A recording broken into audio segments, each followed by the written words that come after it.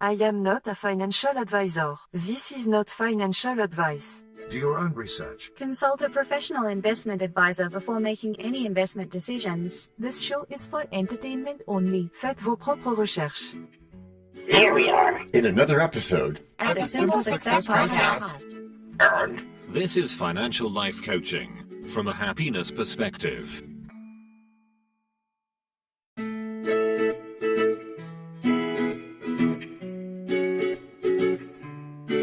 Previously on Simple Success. Hobbies are supposed to make life richer, not just increase your Home Depot bill. My hobby is saving money by not having hobbies. Very effective, zero enjoyment, maximum efficiency. That's not a hobby, that's a crime. And now, just like with a previously on thing on TV, we take you directly to this week's episode. Anything is possible. Welcome to the show. What's this one called?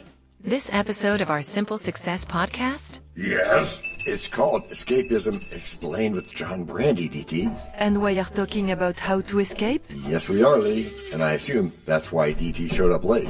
I wasn't late. I was mentally on vacation, which is a medically necessary condition.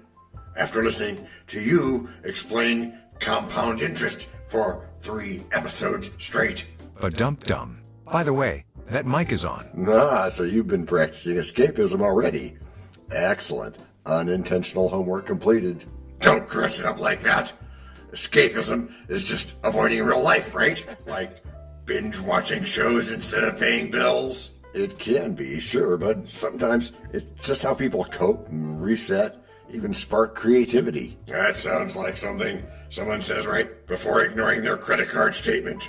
Or, and this is even better, I think, right before they come back calmer and actually deal with it intelligently. Calm? I once escaped into a video game and came back angrier than when I started. I yelled at a digital farmer. Un agricultor? Yes, a farmer. That's because you didn't really escape. You just relocated your stress. Big difference. So now escapism needs rules? Fantastic. Can I get a manual? Preferably one I can ignore. I'm going to look into that, DT, but in the meantime, think about it like this. Healthy escapism is intentional.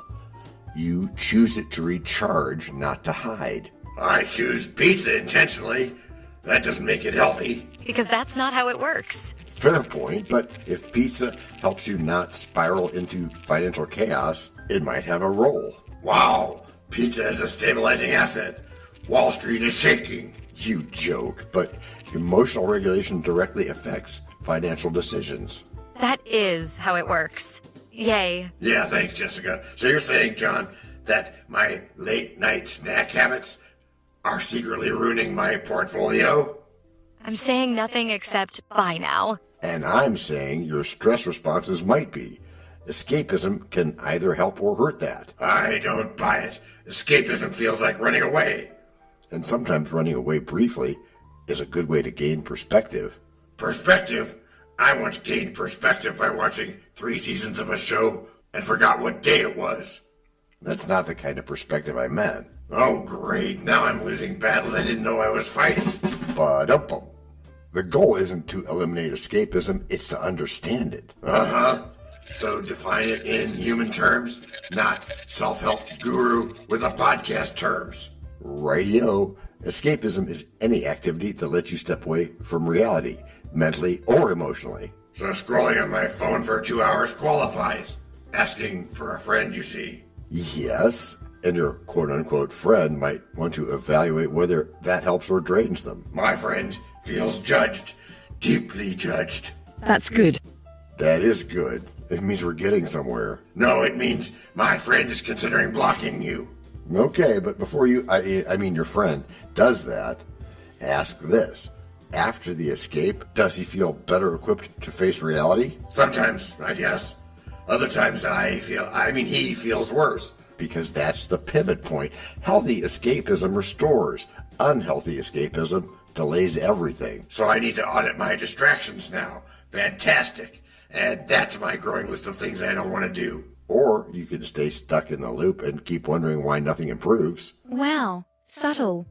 Really subtle. And that's not an attack. I'm not trying to attack you. I'm trying to help you notice patterns. That's good. Okay, I do it. But everyone does, so what?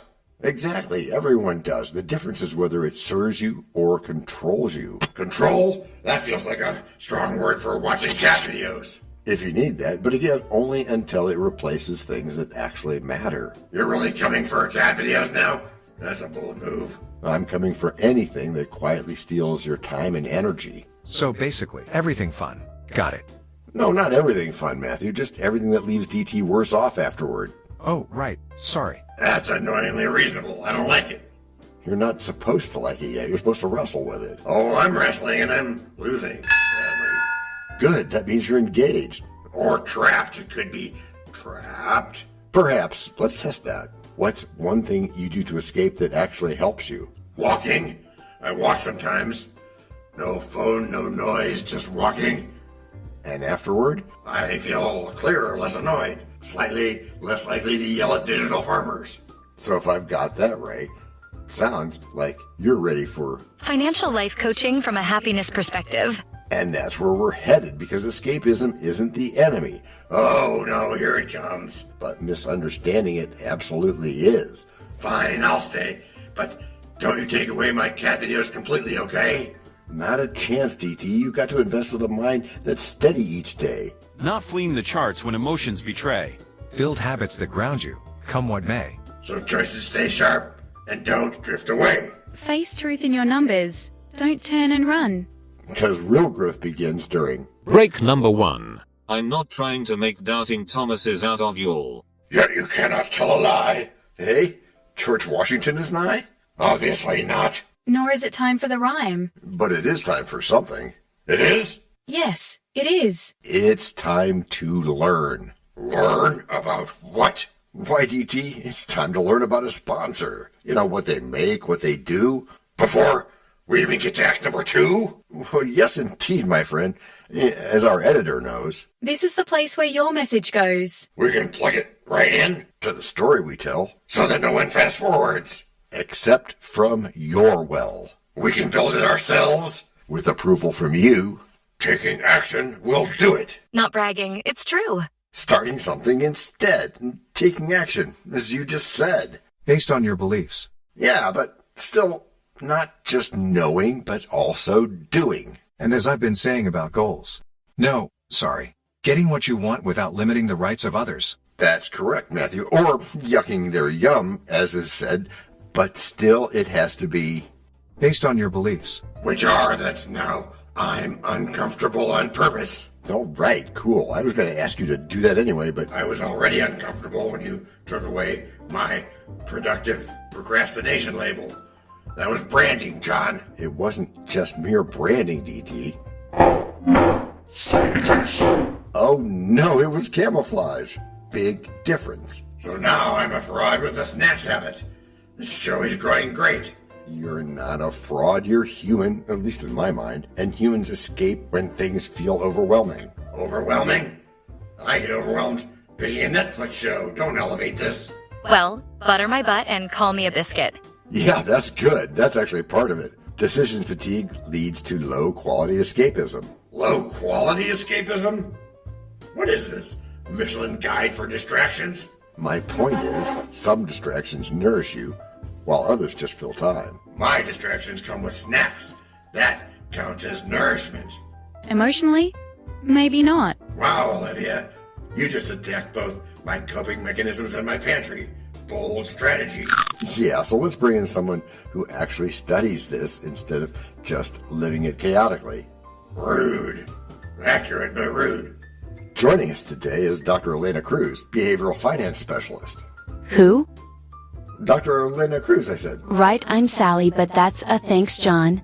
Happy to be here, slightly concerned for DT. Join the club, Doc.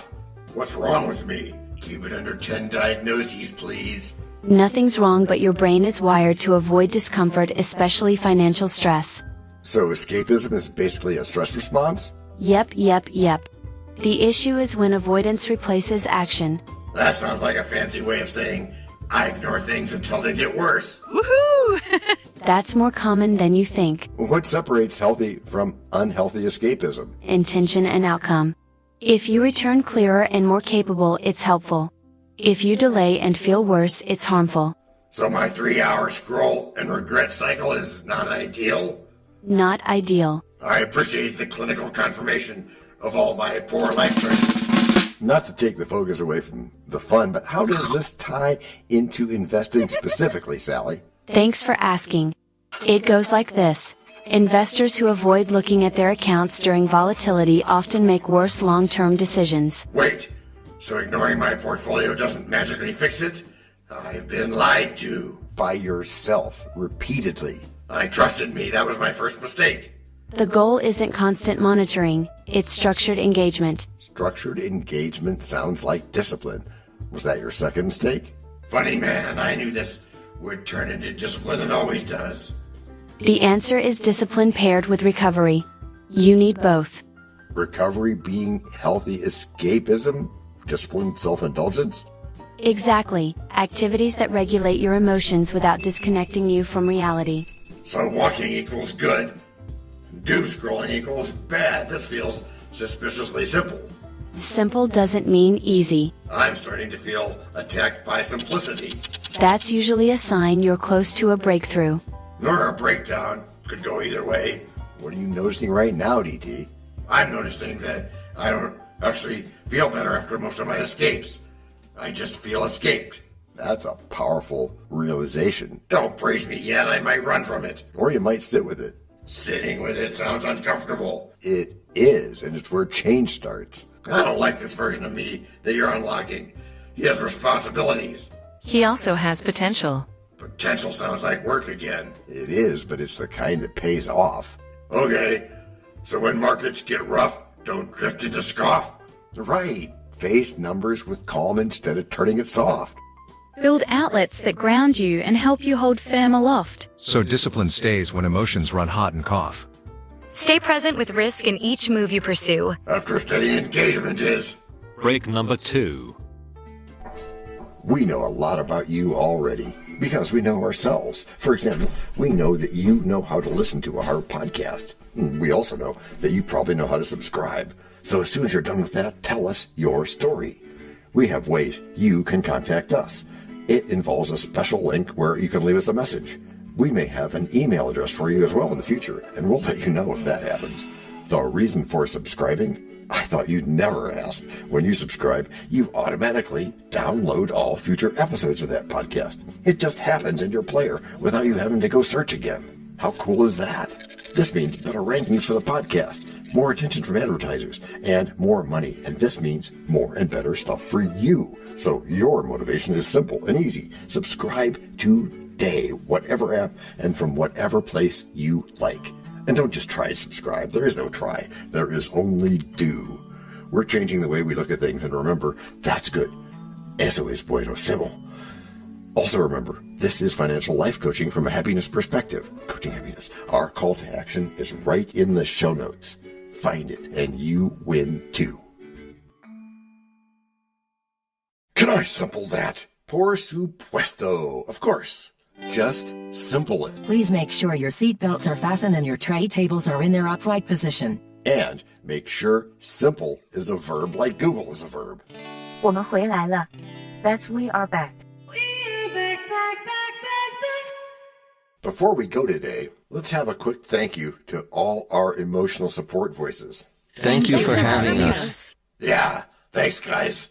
And to begin our backness this week, in Act 3 we stop running and start thinking differently. Differently? How? Because my current strategy is panic, snack, and repeat. It's not trending well. Yes, Alec, it's lateral thinking. Approaching financial problems from unexpected angles instead of the usual straight line panic. I don't even like straight line thinking. Now you want zigzags? I do, because zigzags create options, and options reduce stress. Yeah, I prefer simple. I reduce stress with nachos. Much simpler system. But that's only a temporary system. Let's upgrade it. Every time you say upgrade, my brain hears more work. Or smarter work. For example, what if instead of asking, how do I make more money, you ask, how do I spend more safely? Easy. I look for opportunity. Win-win. No loss detected. But that's not enough for lateral thinking. You have to want to dig holes in different places. What is lateral thinking in real life? It's seeing opportunity where you normally see limitation. I see limitation in my bank account every morning. Very clear signal. Then flip the question. What asset do you already have that you're ignoring? I have a couch. It's not appreciating, trust me. My trust in you exists and does not exist at the same time. My network consists of people who also avoid their statements. This is not promising. So let's make it practical. Actionable tip, schedule a 20-minute financial remix session once a week. Remix? Are we DJs now? Yeah, sorta. You take one expense, one habit, one income idea, and you challenge each from a different angle. Give me an example before I remix myself into bankruptcy. Okay, sure. Expense example. Instead of cutting, can you share it, automate it cheaper, or replace it creatively? So instead of canceling my streaming service, I mooch off a friend? I like where this is going. Within reason and legally, please. You always learn the fun with legality. That's good. Habit. Instead of avoiding your accounts, pair reviewing them with something enjoyable. Like snacks. We're back to snacks. I knew snacks would win. Controlled snacks. Strategic snacks. I never heard snacks described like a military operation, but I'm listening. Listening is good, but now you need to be telling. What's one thing you could remix this week? I could remix my ignore the budget habit. Maybe I look at it briefly while I'm having some snacks. That's a start. Don't get excited. This is a cautious experiment. Experiments lead to breakthroughs. Yeah, I guess, or they could, or disasters. Let's not rule that out. Either way, you learn. Yeah, I'm starting to see it. Escaping just delays the problem, but thinking sideways might actually change it. That's the shift. I still want my escape routes, though. And you should keep them, just not necessarily use them, but choose ones that restore you and not stall you. So fewer doom scrolls and more intentional distractions. Yeah, that's good, or intentional intentions, like Alice's famous financial life coaching from a happiness perspective. Even that sounds less terrifying now. But don't tell anyone. I promise. They won't be able to hear it anyway, because You have been listening to Simple Success with John Brandy. Which is how you've all gotten good. Gracias por escuchar. Salut. À la prochaine. No robots were harmed in the making of this podcast. No dogs were shot either. This podcast and our other podcast are productions of Little Red Hen Industries. Part of the Sonic Boom Network, where we do the hard work for you. And Rishi helps our hen bake the bread by giving credit to these great people. Techno King, John C. Brandy. That's me. Alter Ego, Doubting Thomas. And that's me. Fact Checker, Napoleon Bonaparte. Social Manager, Abraham Lincoln. Always on the internet's inner tubes whatever. Media Expert, Augustus Caesar. Psychologist, William James. Sound Designer, Les Paul. Thank you for inventing multitrack. Language Consultant, Leah. The French do your own research lady. Cough, cough, cough. Videographer, Ertaman Koshki. Lights, camera, action. Inspiration, many podcasts and other sources, and of course Napoleon Hill. Additional inspiration and thanks go to Steve Jobs, Joseph Allen, Charles Darwin, Leonardo da Vinci, Henry David Thoreau, Abigail Adams, Jonathan Livingstone Seagull, and the Stick Figure. Quick disclaimer here. Many sentences contained in our podcasts are of a very dangerous length, and were performed by highly trained vocal practitioners. On no account should inexperienced life forms attempt to imitate them without proper medical, jaw, and lung supervision. And before we forget, you can also subscribe to both podcasts, join the community, and benefit from many of our techniques, including financial advice, patience, practice, and even podcast production for your ideas. Of course, you'll have to head to the show notes, either on your phone or on the web, to get the links and stuff, and all those clickable links are in the show notes. Hey, Emma, do you, Samantha, and Daniel want to tell us a bit more about this stuff? Sure. The artificial intelligence or AI voices that you hear in our work are offered up by Google, Amazon Polly, OpenAI, and ElevenLabs. They don't sponsor us yet, but we love what they do, and we just love what AI can do when lovingly crafted. Finally, you can find us through our network. We happily consider guests and consider guesting on other people's shows. That sounds like a really old school computer voice. I'll call it Zarvox. It's definitely not Samantha. or any other modern AI. Yeah, thanks for noticing. And really finally, our music comes from Cube by Ben Sound and from Piano Background by Nick Simon Adams. Thanks also to AI MuseNet, Suno, Audio, ElevenLabs, and Ace Studios. The sound effect credits go to Jackson Academy Ashmore, Canoe CG, Dr. Jekyll, Joe Payne, Everything Sounds, MK Play More Stories, ERH, Sand Emotions, Big Pickle 51, and Just Kidding. Yes, that's his or her name. All on free sound. Also, languages are the bomb. Let me be clear. This is the best podcast ever.